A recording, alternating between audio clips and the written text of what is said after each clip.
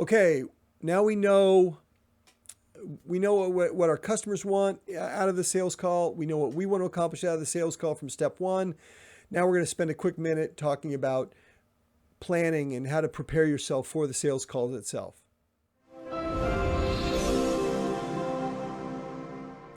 Okay, now we know what the desired outcomes that we want to accomplish in the sales call are from step one, and we have a pretty good idea. We should know what some of the objectives are that the customer expects. So now we need to plan. We need to understand the plan, the process. Think of it this way. Every sales opportunity is like a project, and it's like a process. So just like an architect has to have a process, or an engineer, when they have to have a plan, they have to know there are various steps that happen along the way. The same is true with the sales call. The same is true with the sales process. Now, this doesn't have to be complicated, and there's no reason why you have to make it 20 pages long and all fancy with graphs and charts and formatting. That's not the point. The point is that you do need to think this through, and you need to write it out.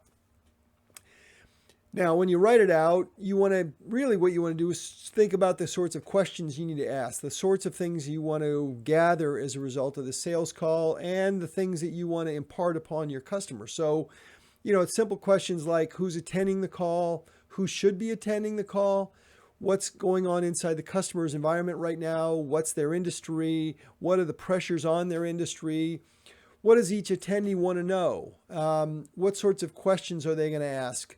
Do they have any preconceived notions? Who stands to win or lose in the deal if you're selected, or if another vendor is selected instead?